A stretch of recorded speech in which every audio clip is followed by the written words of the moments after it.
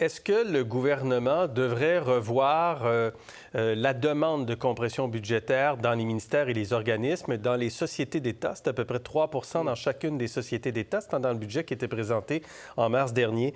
Karima, est-ce qu'Ottawa doit exempter CBC Radio-Canada de la compression de 3 qui est exigée?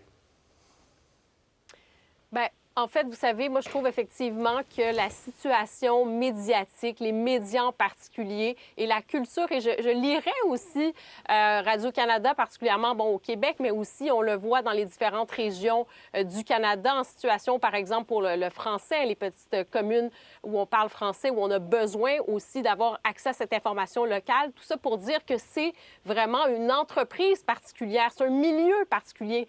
Et il a besoin d'être davantage, je vous dirais, protégé, un peu comme le milieu de la culture. Que voulez-vous? On a besoin d'investir dans le milieu de la culture et je pense que pour un enjeu même démocratique, l'accès à l'information, c'est un enjeu qui est fondamental. On voit la crise des médias actuellement. Donc, je pense que, oui, il y a toujours moyen de faire, comme on dit, du ménage, de s'assurer que l'allocation, en fait, des ressources est bien employée. Mais je pense quand même que ce n'est pas une entreprise comme une autre. Ça a des besoins particuliers. Et à ce chapitre-là, je pense qu'avant de mettre à pied des centaines et des centaines de familles, ce n'était pas nécessairement la meilleure solution. Jacinthe. Bien, j'ai grandi avec un Radio-Canada qui représentait la pertinence, la rigueur et la qualité. Et en ce sens-là, bien, la pertinence, la rigueur et la qualité, il faut s'assurer comme société d'État de maintenir le financement pour poursuivre cette rigueur, cette pertinence et cette qualité. Et de voir ces coupures-là être annoncées, ça pose beaucoup de questions. Alors, j'espère qu'on aura un examen plus approfondi, notamment la question de la demande du gouvernement de réduire les dépenses, mais aussi toute la question des primes au cadre, toute la question de la gestion. Oui. Dans son ensemble, il y a beaucoup de choses à regarder, mais il faut garder en tête que c'est une société d'État qui est nécessaire pour la culture québécoise, mais la culture francophone à travers le Canada. Et en ce sens-là, je trouve qu'on ne peut pas traiter CBC et la Société Radio-Canada sur le même pied d'égalité parce que les missions sont différentes. OK. Jacques? Ouais, bien, moi, non seulement je pense qu'il ne faut pas compresser à Radio-Canada, mais il faut augmenter le financement de Radio-Canada, exactement comme on l'a déjà demandé. Moi, j'ai déjà rencontré Mme Tate avec Pascal Saint-Onge, qui était présidente de la Fédération nationale des communications, à l'époque à la CSN, et on démontrait très clairement que Radio-Canada était sous-financé quand on le comparait à d'autres diffuseurs publics en Occident. Donc, à la CSN, oui. Mme Saint-Onge réclamait plus Absolument. de financement pour Radio-Canada. Une des premières conférences de presse que j'ai faites, d'ailleurs, comme président de la CSN, c'était justement pour dénoncer la catastrophe qui s'abat sur les médias à travers le Québec et le pays, le Canada. Et on demandait un rehaussement du financement en disant, au Canada, là, c'est 33 $ par tête d'habitant, alors que l'Angleterre, le Royaume, ces données-là, l'Allemagne... On va les présenter. Le coût annuel par habitant des diffuseurs publics. CBC Radio-Canada, c'est 34 $. France Télévisions, c'est 70 $ par habitant. La BBC au Royaume-Uni, 104 $. Et la RTS, c'est en Suisse, 187 $. Et la moyenne mondiale, c'est 88 $. Donc, le financement par habitant est parmi les plus faibles au Canada. Alors, je me demande pourquoi le gouvernement libéral actuel ne fait pas ce genre de débat-là. Ils ne viennent pas d'être élus, là. Ouais. Donc, c'est sûr que c'est une question qui n'est pas simple, le rehaussement du financement, mais moi, je pense qu'elle est nécessaire. Je vais vous présenter un extrait de l'entrevue réalisée par Adrienne Arsenault, qui anime le National, qui est notre équivalent du téléjournal, avec Céline Galipeau en soirée. Et Mme Tate était l'invitée. On a parlé, Mme Arsenault a parlé notamment des primes, des bonis, de la rémunération incitative versée aux dirigeants.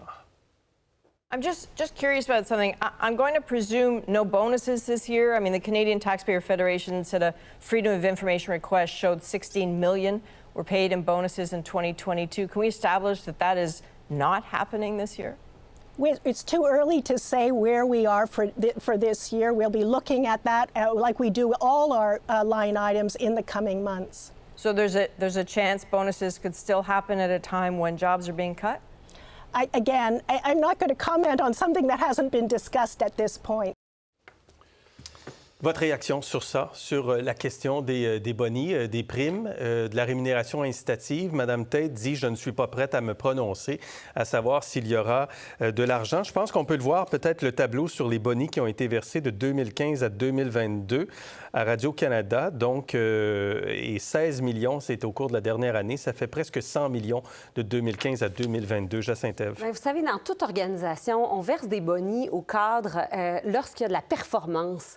On y va à la méritocratie et lorsque nos organisations sont en santé financière. Là, on a une organisation qui n'est pas en bonne posture financière au point où il y a des emplois qui vont être coupés, il y a des gens qui vont perdre leur emploi. Alors, en ce sens-là, j'espère qu'il y aura rapidement des réponses à ces questions et que les réponses seront sensibles à la réalité, qu'il y a des revenus quotidiens de familles qui dépendent du fait qu'on donne ou non des bonis supplémentaires à des rémunérations qui sont déjà très bien auprès des dirigeants. Karima, votre avis là-dessus? Oui, je pense qu'en ce moment même, on a parlé de 800 emplois là, qui vont être coupés. Donc, je pense que dans un contexte comme ça, dans un contexte en plus de crise des médias, je pense que ça envoie un très, très mauvais message. Et je parlais tout à l'heure de la question de la rigueur budgétaire, ça en fait partie.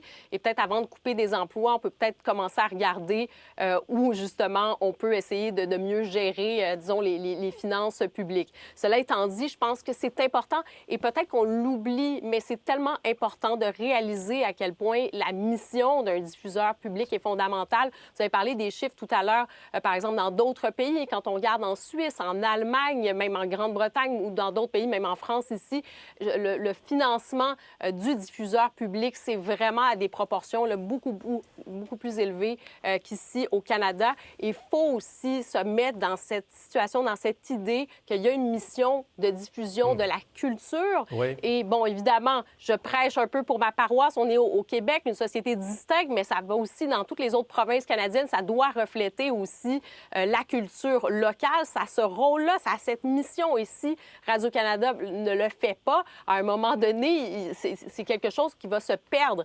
Et donc, il y a cet aspect sur la culture et il y a aussi sur l'aspect de l'information. Quand on dit que c'est un enjeu démocratique aussi, d'avoir cette rigueur, cette tradition journalistique, c'est assez fondamental. Je vous ramène et sur après, les primes. Oui, on peut discuter sur les mandats et tout ça, mais tout je ça reviens revient sur les donc primes. effectivement Alors, sur ces réaction primes. du chef de l'opposition officielle, Pierre Poilievre, c'était sur Twitter, sur X un peu plus tôt aujourd'hui. Il affirme que la CBC dit qu'elle est encore à court d'argent et qu'elle licencie du personnel, et ce, après avoir versé 99 millions de dollars de primes à des cadres incompétents et à des porte-paroles libéraux. Je parie qu'aucun des porte-paroles préférés de Trudeau ne sera licencié. Ils recevront simplement d'autres primes. Vous ralliez à ce point de vue de M. Poilievre, Jacques? Moi, je trouve que les primes, c'est pire que les Kings de Los Angeles dans le cadre de la négociation du secteur public. Parce que le financement pour les Kings est jamais à la hauteur des demandes syndicales au niveau des salaires.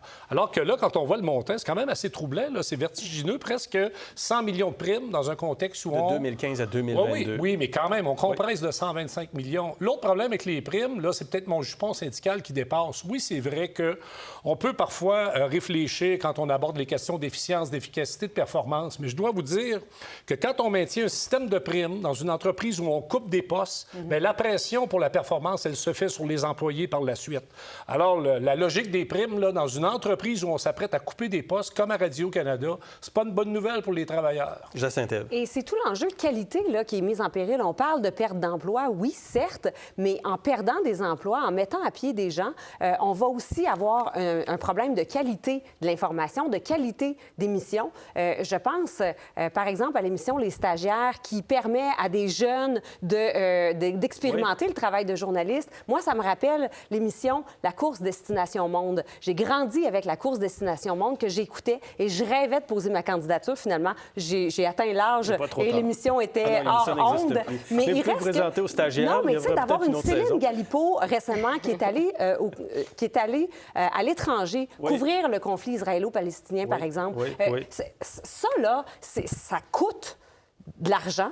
Et ça prend des gens, ça prend des équipes terrain, ça prend des fonds. Et en ce sens-là, ça nous apporte une qualité, une rigueur que seul Radio-Canada nous a toujours livrée. Et il faut garder ça en tête. C'est plus que des emplois, c'est aussi la qualité de l'information, la qualité des émissions et cette posture-là de Radio-Canada dans le monde aussi. Ouais.